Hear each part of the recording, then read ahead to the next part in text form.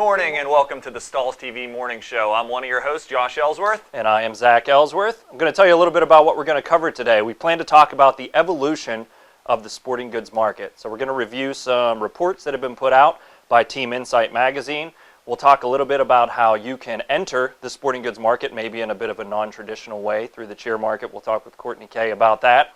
And then we'll also kind of teach you some principles to guard against what's happening in the sporting goods market right now, how it is evolving. Some people in evolution, obviously, it's kind of, you think survival of the fittest when you think of the word evolution. So how can you be the fittest in this market or whatever market that you're in? Good. Let's sit down and go over the evolution of the sporting goods market and talk about what's happening out there. We thank you for attending the Stahls TV Morning Show as usual. This broadcast can be watched after the fact on stahls.tv.com. It'll be published later today. So first, when you look at the sporting goods market in general, I think it's important to define the sporting goods market to our viewing audience. Yeah, absolutely. When you think sporting goods, we're going to talk basically the four major sports in the U.S. Although there are all kinds of different sports that people play, we're talking team sports like football, baseball, basketball, soccer, hockey, those types of things is what we're going to focus on today.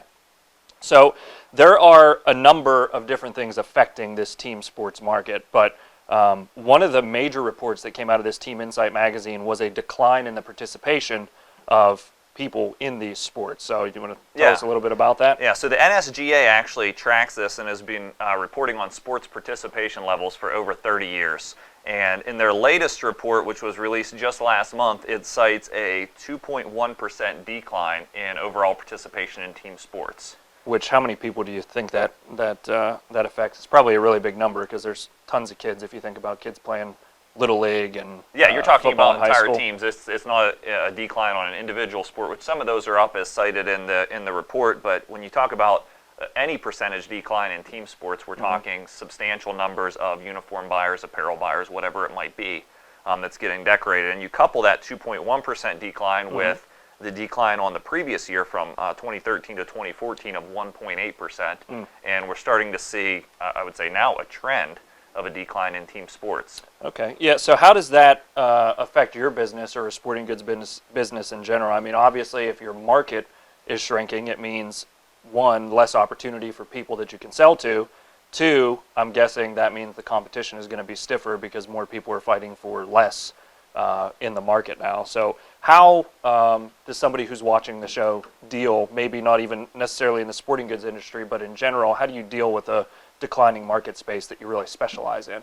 Yeah, I think, common sense would be to try to sell more to those who are still participating. I mean, you can make a couple decisions. One, you can shift focus and focus on another market overall or just another part of the marketplace that you currently serve.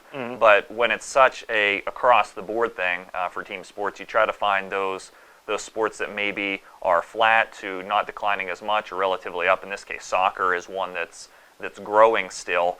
You try to focus some more attention there, and then you also try to sell to more than just the players themselves. I think there's some opportunity to explore there as well. Yeah, and fanware. So this report that you looked at from the National Sporting Goods Association, yes, the NSGA, as you mentioned, what were some of the reasons that they gave for this decline in participation? There's got to be reasons there. That's the kind of question that I would be asking as a business owner, is why is this declining? Is there anything that I can do to kind of help fix that? Yeah, there's a number of reasons for the decline, and I'd like to, as we're kind of going over these, let's go ahead and launch a poll, because what I want you to do with this poll is rate what you think is having the biggest impact on the decline in team sports participation levels. So I'll kind of read through your choices here. And the SFIA cites for why there are fewer children in active team sports. Number one reason that they cite is the decline and lack of quality of physical education in schools, particularly, so physical education programs.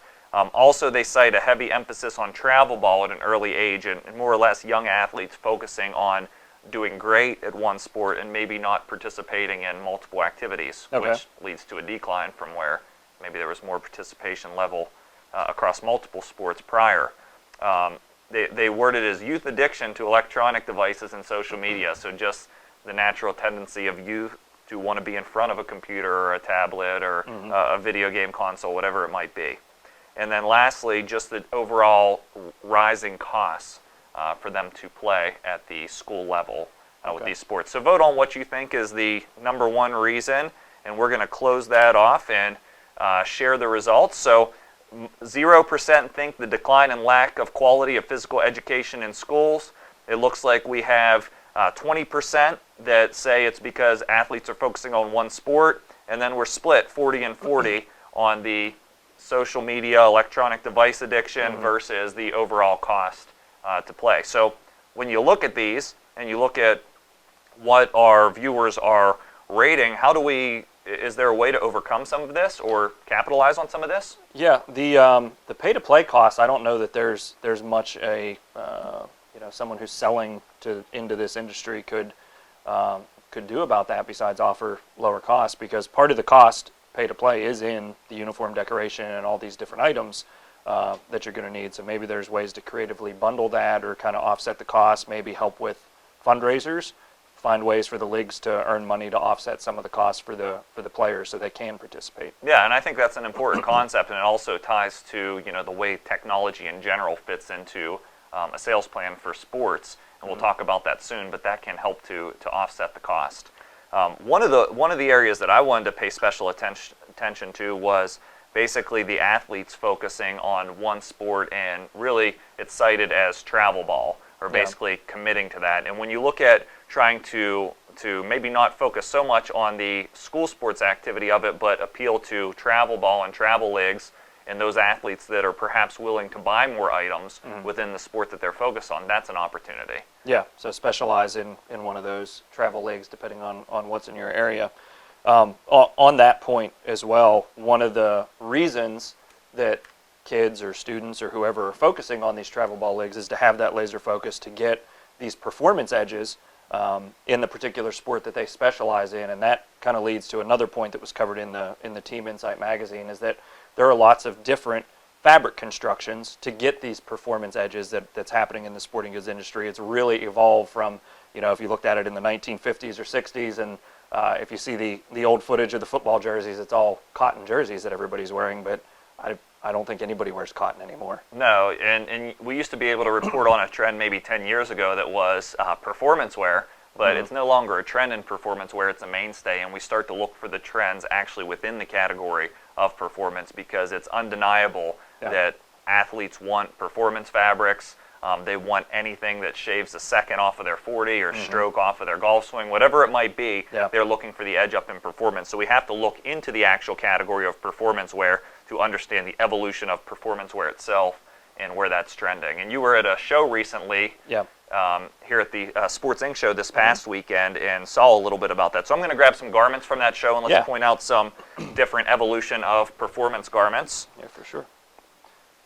So our supplier of these garments today that we're going to take a look at is someone, their company name actually means targeted muscle performance. The company's called MyoGrid. Myo means muscle. The grid is targeted performance, and that's kind of exactly the way these garments are constructed. I'll let you talk a little more about it. Yeah, so if we start with the basics of the line, which is the compression series, you see a lot of athletes investing in compression garments or base layer to give them that added performance.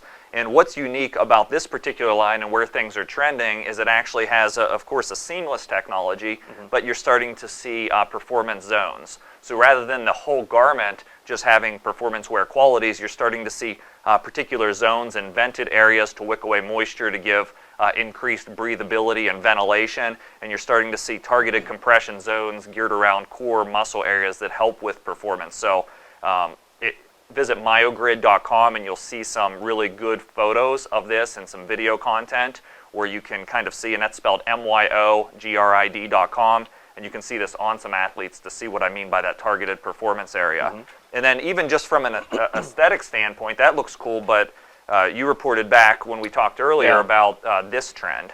Yeah, and it's basically fashion entering the performance wear category.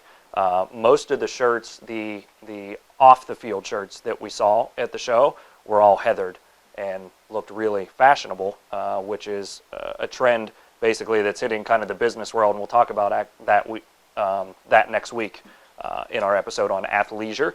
But it's really fashionable looks that hit not only the athlete on the field, but the fans off the field, and they wear it to work. Yeah, I think you'll start to see these heathered looks, and MyoGrid has in their line sort of a heathered look that's in the gray family or charcoal, which has been trending strong as a neutral for a while. You see it in a pink, and then they also have a navy blue within the line. So not only do you get increased performance from a compression and base layer standpoint, but you start to pick up on some of the retail trends, particularly in the leisure wear or the training gear, whether that's a hooded garment or whatever. Everybody wants to wear performance fabrics. Yeah, so the challenge becomes, as performance wear kind of penetrates different markets outside of just the people who are on the field, the challenge becomes how do we decorate that, because that's really the industry that we're in. So how would our viewers go about decorating these technical fabrics? What are some of the best practices or best ways to do that? Yeah, when you look at performance wear in general, you can pretty much achieve any of the mainline decorating technologies onto performance wear, but there's definitely sort of a section with each decorating discipline that's geared towards performance fabric. So don't take your basic transfer that's designed for a cotton t-shirt and attempt to put that on performance wear. Yeah. You're going to scorch, you're not going to have the performance characteristics that match the garment. Don't take your typical screen printing and try to screen print onto performance wear. There's a whole set of inks, adhesives, and sort of dye inhibitors that are designed specifically for these fabrics that will help a decorator succeed. So heat printing, certainly tops the list. Screen printing is strong for performance wear. I don't see a whole lot of embroidery other than small left chest sort of branding elements on performance fabrics. And of course, if it's poly-based, sublimation, which Courtney will talk about later in her segment, Make It Your Market. Yeah, absolutely. So even though the look and the feel of performance wear is kind of exploding and expanding outside of the sportswear market, the market itself, the industry itself is actually tending to consolidate. We've seen that trend as well, where these larger sporting goods companies are buying out the smaller sporting goods companies for lots of different reasons. Basically, it's an easy way to add sales to the bottom line. It's an easy way to acquire talent through a sales force. But how is that affecting a lot of the decorators out there, this industry consolidation that we're seeing? Well, the strong are getting stronger and the big bigger. So really, for the traditional brick and mortar sporting goods store, I think they're feeling most of the pressure. Yeah. The at-home decorator or the e-commerce business definitely still has its advantage in that it's lean, it can move, there's a space that it can exist and focus in. But if you look at the brick and mortar sporting goods store, they're probably feeling the majority of the pressure and trying to react to all these changing trends, specifically pressures from large sporting goods dealers that are acquiring companies with deeper pockets, and really a lot more from a sales force standpoint out in the field. Yeah, so, but not only are they getting that sales force, I think a lot of these larger companies who are consolidating have the resources to put into that online store and they're finding ways to make it easier for their customers to do business. Because if you look at a sporting goods customer, it's normally an athletic director, it's a coach, but they have the whole team and the parents and the grandparents and legal guardians, all those types of people that they have to deal with. So these larger companies are putting together tools to where athletic directors and coaches can communicate a lot easier with the folks that they need to communicate with, from websites for registration to being able to place their orders online, to where there's not this administrative nightmare that happens for coaches and athletic directors. Yeah, that's a good point. I guess you could say that a lot of the evolution in the sporting goods marketplace is the evolution from sort of person to person or brick and mortar salesperson, where you're dealing with the athletic director, to really equipping that athletic director with the tools to make his job easier and going more towards the e-commerce business. Yeah, so I mean, which one do you think is right? Obviously, brick and mortar and regional or outside sales folks have built relationships, and it's been the way the business has been for a while, but we do see it evolving to online. So what do you think the right mix is? Is it all one, all the other?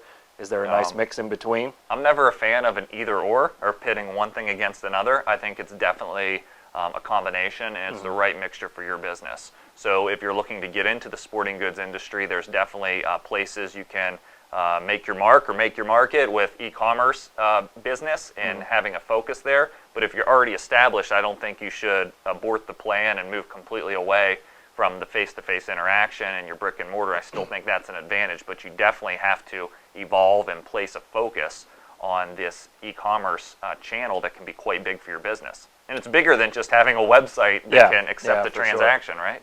Yeah, absolutely. So we are certainly by no means the only experts on the sporting goods market. We actually had a chance to talk with Doug Wilcox from Bowmark Sports earlier this week. So we're actually going to play a portion of that interview now, just to give you his feedback and insight on the sporting goods industry.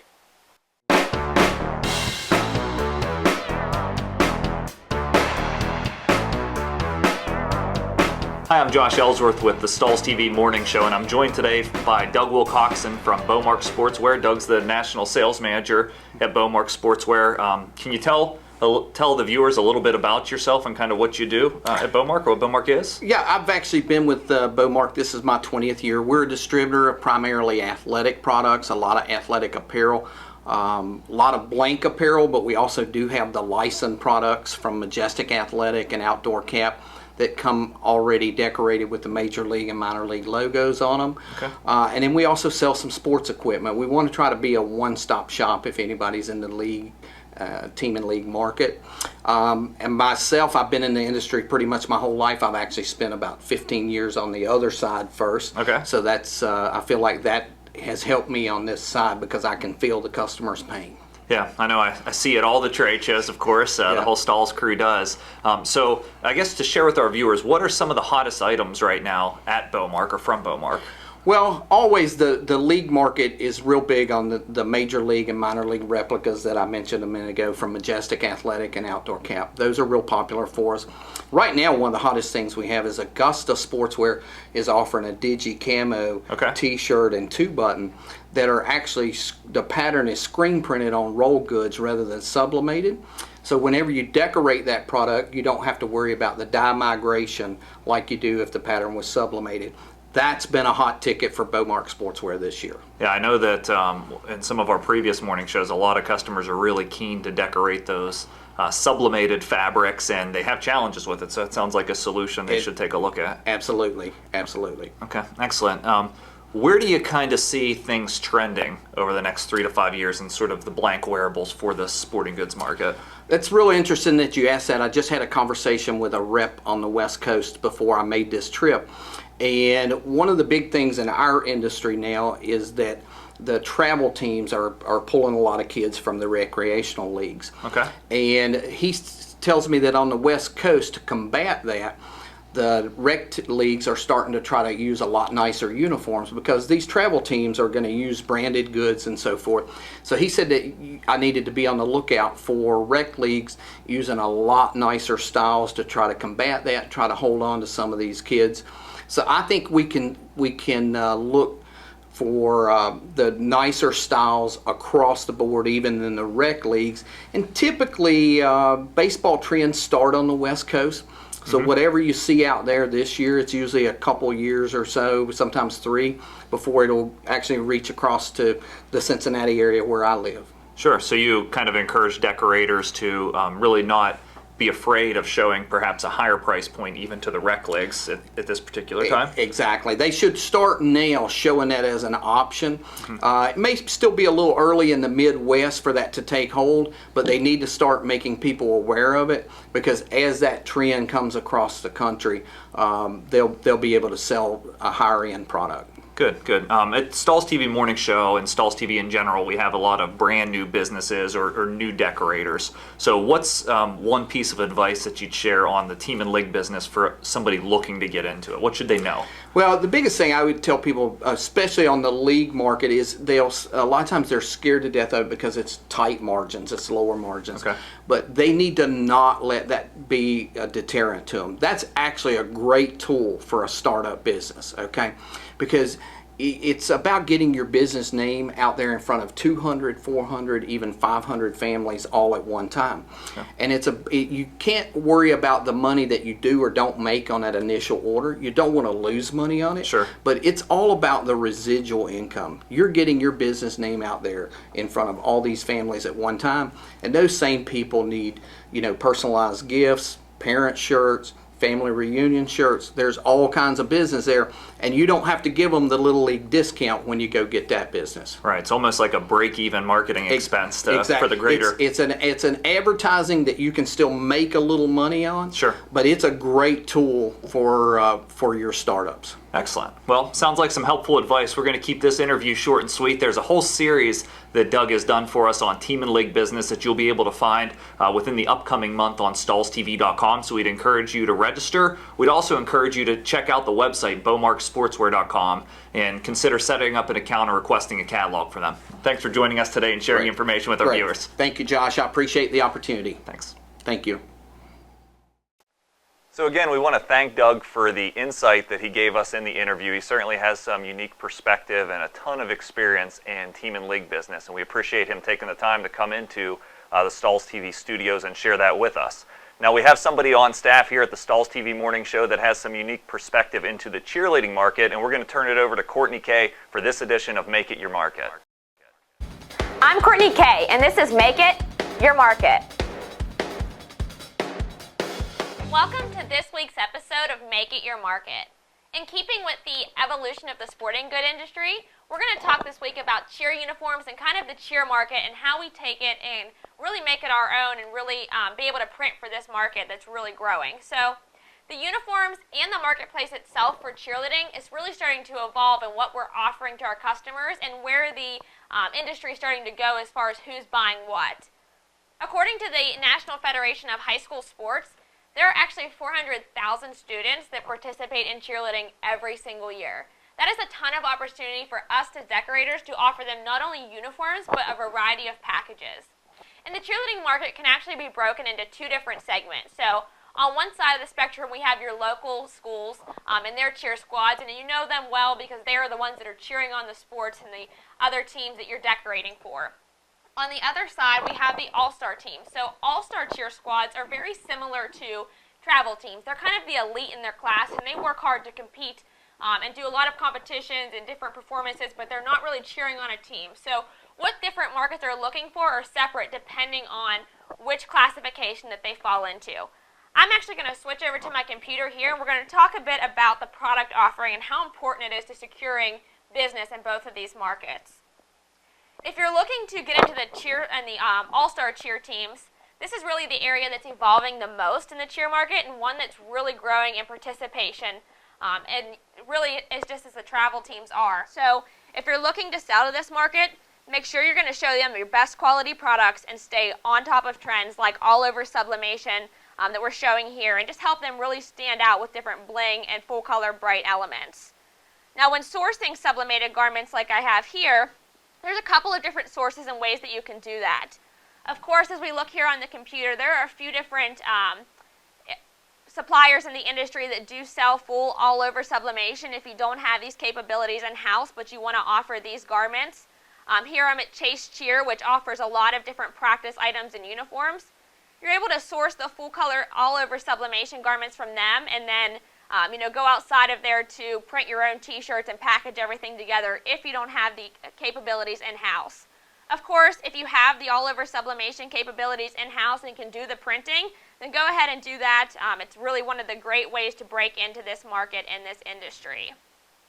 Now, of course, the most common side of the cheer market, aside from the all-star cheer teams that all of us are familiar with, are the local schools, and we all have opportunities to sell into this market. Again, this image was taken from GTM Sportswear and just showing some of the new trends with garments. Now, when selling to schools, there are some regulations, so you're not seeing the same bright colors all over prints for this marketplace. We're going to focus more on traditional style of garments, again with a little bit more of a performance atmosphere and adding bling like metallics, glitters, rhinestones, all of that in the applique and in the prints that are on these cheer squads. So that's another unique way to, again, offer new finishes and sell more to these customers.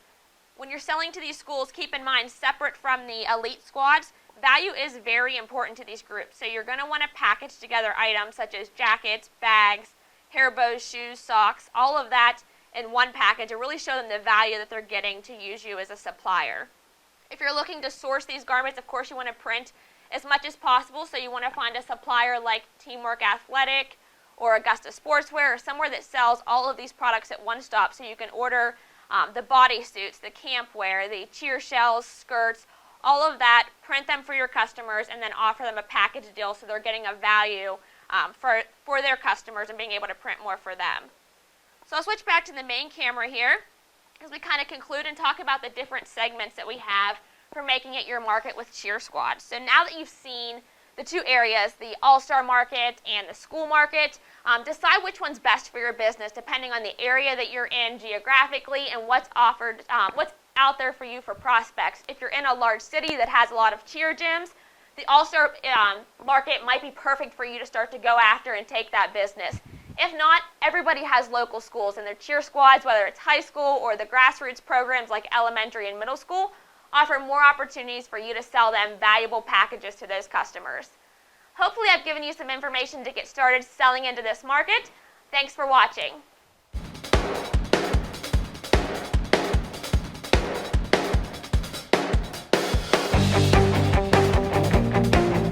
Great info, Courtney. Thanks for that. That concludes this episode of the Stahls TV Morning Show. We hope we've given you some valuable information on how you can penetrate the evolving market of the sporting goods industry. So we hope to see you back here next week at 11 a.m.